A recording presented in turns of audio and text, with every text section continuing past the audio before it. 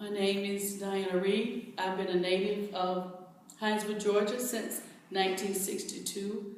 Attended the public school system here. I have 3 children, Tawan Reid, Samantha Roberts, DeAndre Wynn.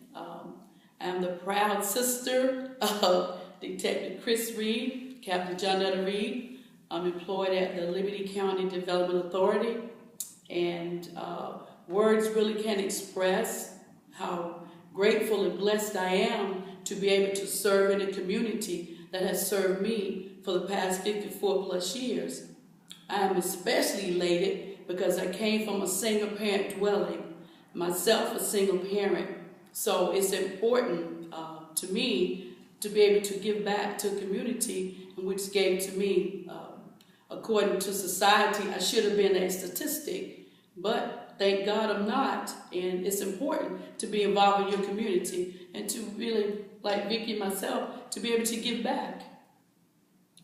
I agree with Diana. I'm Vicky Nelson. I've lived in Hinesville for 22 years. I have 3 children, Keone, Leilani, and Lamont. I have 3 grandchildren, little Vicky, little Keone, and Keilani. Oh, I'm sorry, I have 4. And Alyssa. But I am very happy that the people chose to elect me and to trust me with the city's business as relates to being a council person. I work for Coastal Georgia Community Action Authority, which is a program that assists low-income families. We're in 9 counties.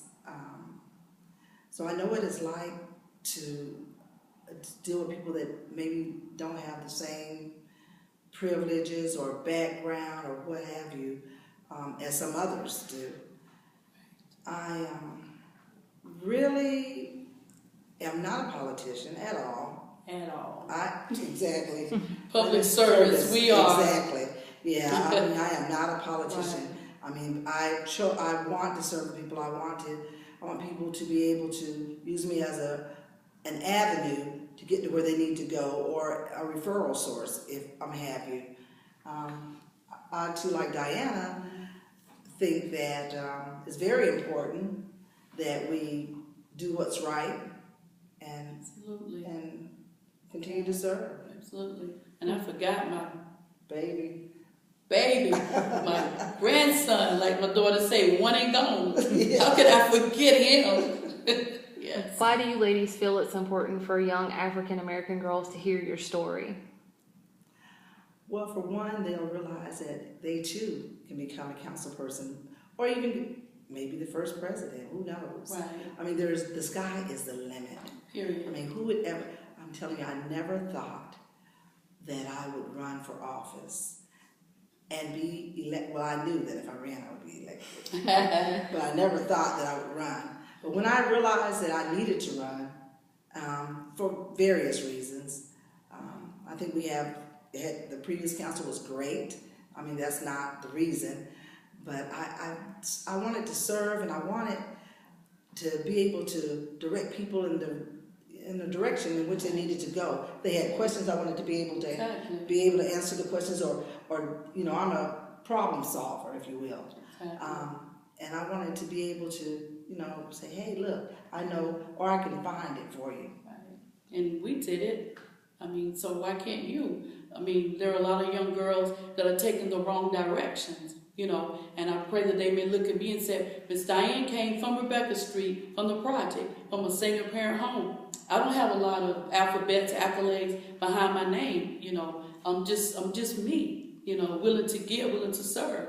And I must add, and I hope I can add, once I gave my life to Christ and I asked Him to lead me and guide me, and this is the way that He has led me, and I'm positive that as long as I keep Him first, it's nothing that I can't do, and this affords me an opportunity to do for people in general. We help people, but it's amazing, that the things you can get done with Christ and with the fact that you're a council person behind your name, and people need to realize it's just not about us, being served. It's about us being servants, and I just can't even begin to tell you how it feels to know, that you can do something for someone.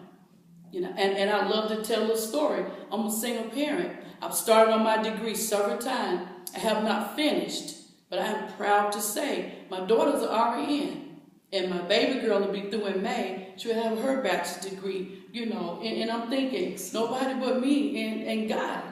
I mean, it just, I don't have all these alphabets behind my name, Right, but I mean, it can be done. So, to the young ladies, you don't have to do things to the left.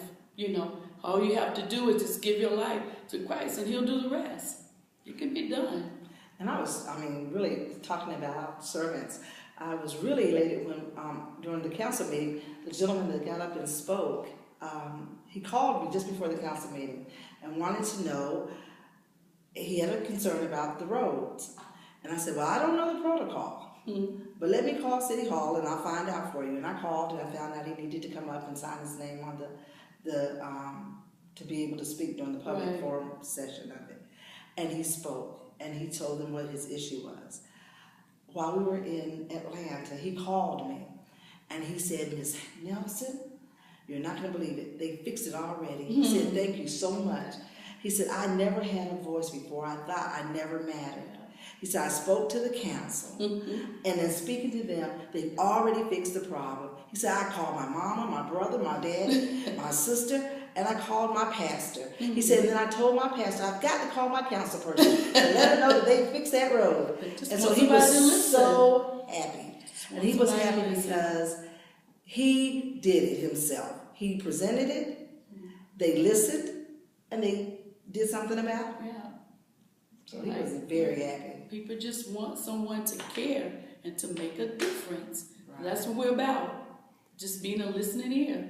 And I think Can't solve every problem, but we can be accessible and listen. But I think people don't know that they can, because just like him, he never knew that he could just come up here and talk to the council. I think they think the council is like standoffish.